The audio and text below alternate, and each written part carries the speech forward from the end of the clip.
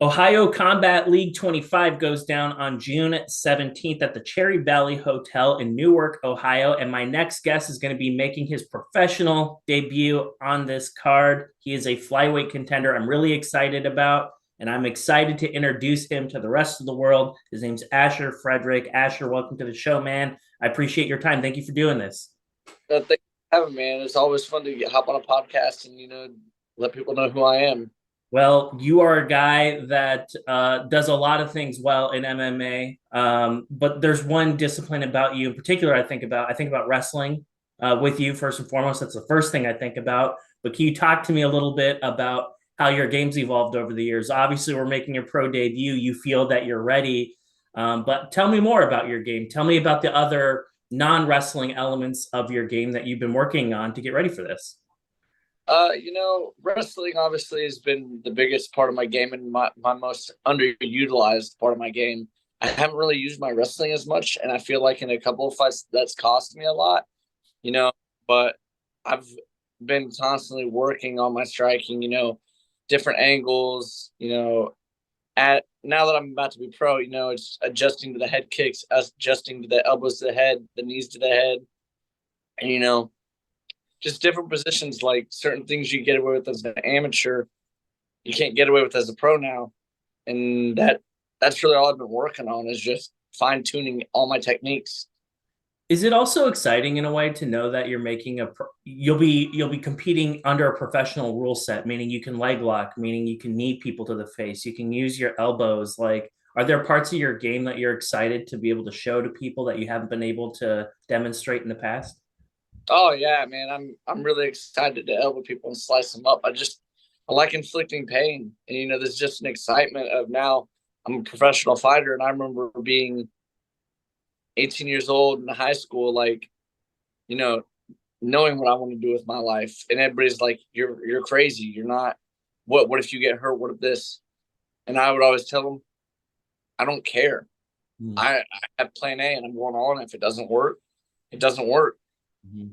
No, I completely I think you have to have that mentality doing what you do though. Like you have to like have that sort of mentality going into the cage knowing like this is what I'm about. I'm gonna fucking hurt you really badly, and I'm gonna get my arm raised, and I'm going into the UFC. Like those sort of things that to people who don't fight, it sounds kind of fucking crazy, but like the whole idea of like walking into the cage to fight somebody you don't have to fight for fun and for like a little bit of money, like that's crazy. On its head, that's crazy. Yeah, just a little bit. Can you talk to me a little bit? You've had a pretty decorated amateur career up to this point, lots of experience, lots of success. Why is now the time to go pro? Why are you ready now? I feel like my coaches and we decided like it was time to go pro. I mean, I fought pretty much everybody I could as an amateur that would fight me locally and somewhat regionally. Like I fought in Pittsburgh, I fought in Myrtle Beach, I fought in Kentucky, and I've also wrestled. I wrestled in college. I wrestled in Michigan, Iowa, just all over. So just that experience of going out and all that. I think that's what kind of gave me the nod to okay, let's go pro. Can't Yeah. really find a fight. I want to pick your brain a little bit because I talked to amateur fighters that, maybe one or two bouts into this. And in your opinion, because a lot of them watch this show, in your opinion, before someone can even think about jumping up into the pro leagues, like what are some of your recommendations? Like what are some of the things that they need to check off before they can even think about making the leap in your mind? I think that they should have at least 7 to 8 fights personally. And I think they also need, to have tough fights because not everybody can be like my friend Max Metzger, who's a stud and just run through everybody like it's nothing and then immediately get signed to Bellator for his pro debut. Right. So I think experience is the biggest thing and doing it because you love it, not doing it because you want to get rich. It's been roughly 8 months or so since your most recent bout. That ended up being your the final bout of your amateur career. What have you been up to in the past like 8 or 9 months? Oh, dude, I've just been training Perfect. nonstop, doing 3 workouts every single day because I've been trying to fight since January. You've been trying to fight for 6 months, and like just now, it's happening. Yeah. So are people like just like flat out turning you down? Like they see your name, they're like, hell no, like we don't want any part of that. Is that what's happening, or are people getting hurt? Like what's going on? You know, I had one guy, he got hurt, and then just other people turned it down. Just timelines not adding up. I mean, I started DMing people like, "Hey, you want to fight on this day?" They were like, "Man, I'd love, but that day doesn't work. I'm, coaching wrestling, or I have stuff going on." I'm like, "That's respectable, but maybe down the line, I'll end up fighting you." Perfect. Well, let's talk about this guy that you are going to be fighting. I hope I get his name right, and if I don't, I'm not trying to be disrespectful. I just don't know. But I think you say it, Haseeb Khetab. Who is this guy? What do you know about him? I know he's a double champ for Cage Wars. He was 3-0 as an amateur. He had think 3 TKOs, but they were all within the first round. He's got really good striking. He's all right at distance management. I'm not too impressed with his grappling, Mhm. but at the end of the day, he's a tough kid. He's doing this because he loves it. I mean, he's got UFC tattooed on his arm, so he clearly, you know, It's gonna be and awkward if Bellator signs him then. yeah, that's the way I'm looking at it too. We got and let's talk a little bit about sharing the cage with this guy, like just in terms of how you feel you match up with him. Um, do you feel like your wrestling in particular is going to pay dividends for you in this fight? Yeah, I honestly feel like I have a lot better wrestling than a lot of MMA fighters. I never used it. I think just because I fell in love with, Sure. hurting people with punches and kicks. The Michael Chandler problem. Yeah, it's because wrestling will win you a fight, but I don't think anybody wants to pay to watch you wrestle and want to see people bleed and knocked out. But at the end of the day, I feel like if I fight smart, I'd stick to the game plan and just listen to my coaches and ride that wave. I mean, I feel like I'm gonna smash this guy personally because I'm training so hard. Is there so you hit on some really interesting points. You talked about putting being entertaining, right? Like the fact that people are having to pay hard-earned money to watch you fight isn't lost on you. I think that's humbling, number one, and healthy. But also on the other side of it, it's like, yes, you want to be entertaining, but at the end of the day, like you're there to win fights. Like, it's one. I guess what the question is that like a conflict at times? Like when you look at this, it's like, man, I would love nothing more than to like sit and just trade and have like a Gaethje freaking Chandler kind of freaking brawl with this dude. But also on the other part of it, it's like, thinking analytically, it's like, bro, like a fight like that could cost me like 6 to 9 months of being on the sidelines. Like I need to fucking get in and get out of here. Like, like, do you feel like that conflict in your mind sometimes play out? I mean, I wouldn't say it's necessarily a conflict. I think it's more of like my ego wants me to like, oh yeah, I'm so fucking tough. This guy ain't got shit for me. But at the end of the day, it's like, do I really want to? Like I'm okay because I move my head, and a lot of MMA fighters don't move their head, and Mhm.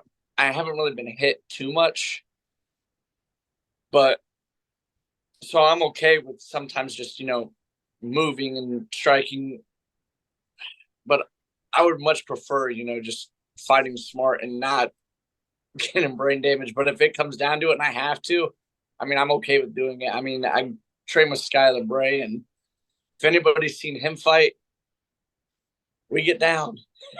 All right, perfect. Well, in terms of the work that you have been putting in for this camp, can you talk to me a little bit about that? Because There are a lot of people that are working with you to make sure that you're getting ready. You have put in probably hundreds of hours in the training room getting ready for this fight. Can you talk to me a little bit about your preparation for this camp? Yeah. My biggest preparation is, just pressure, just apply more pressure in certain situations, like when you're grappling against the fence, making them carry my weight so I'm not burning myself out on takedowns, countering off of certain things that he does, and instead of like, being offensively with my wrestling, being able to work on my timing to time, my shots, like if it throws a kick, boom, or draw out a kick. So I kick him and I move. And then instinctively, most people are just going to throw the same exact strike back because in their head, they're like, I want to get that back. And I think that this guy is that type of guy. So I'm going to do something. He might throw something back. And that's when I'm going to look for my opportunity to pounce on him and get him to the ground. For every single person out there that's going to Newark, Ohio to watch you fight, what is like it's impossible to talk to everybody. You're a busy guy. You're probably not going to be able to hit up everybody until after the fight. But is there like a message that you have for all your supporters and all the people that are coming out to watch you? Yeah, get your popcorn ready. Perfect. All right. Well, I want to ask you a couple fun questions, and the first one is kind of a controversial one, but I'm going to ask it anyway because you seem like that don't give a fuck guy that's just going to tell it to me straight. So I'm going to ask you, Jake Paul, is he a good thing for this sport, or is he a shitty thing for this sport? I fucking hate Jake Paul, but like at the end of the day, he is bringing eyes to the sport, and yeah, he's knocking out former world MMA champs who are all retired and stuff. But at the end of the day, those guys are still getting paid, and I don't know how much they made in their entire career, or I don't know anything about like Woodley Askren, how they are financially. But I mean, a couple million and you get knocked out. I mean, shit. Yeah, I I'll get mean, knocked out he's for helping, a he's helping get paid. That it's a good thing. You think okay? So, one of the things that I don't know. It kind of bothers me a little bit though. I see what you're saying, but I also don't like the fact that he's like fighting guys that are on like the downside of their career.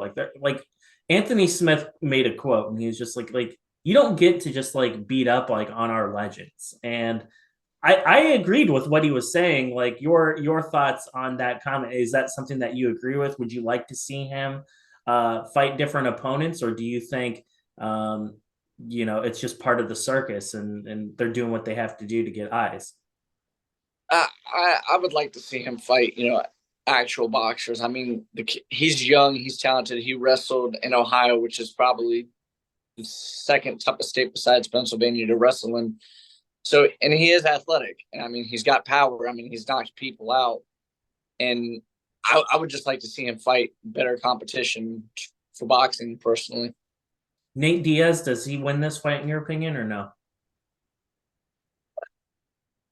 I, I don't know, man. My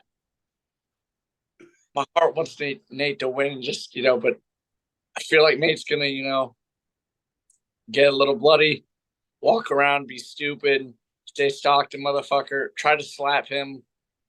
But I don't know, man. The time off for Nate, he may. I mean, it's a fight, I guess. That's the way I'd look at it. All right, fair enough. I wanted to ask you more of a personal question.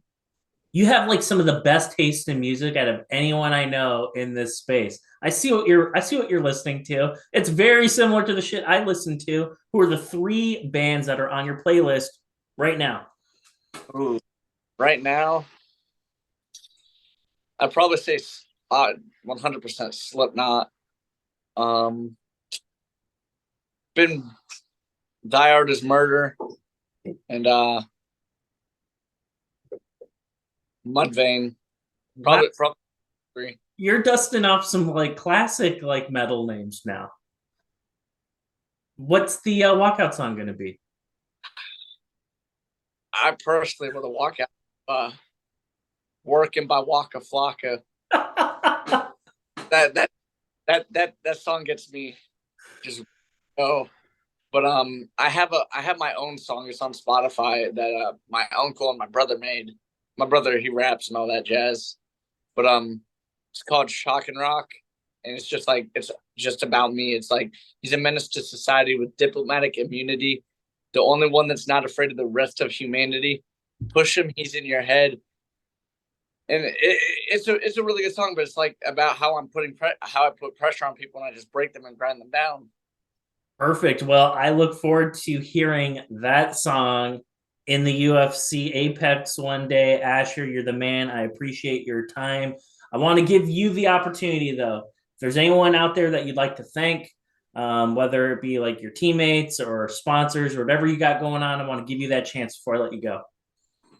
Yeah, I'd like to shout out all my sponsors, especially Second Nature Supplements. They've helped me out this entire camp with pre-workout, BCAAs, protein, and just my recovery. Ohio Cryotherapy.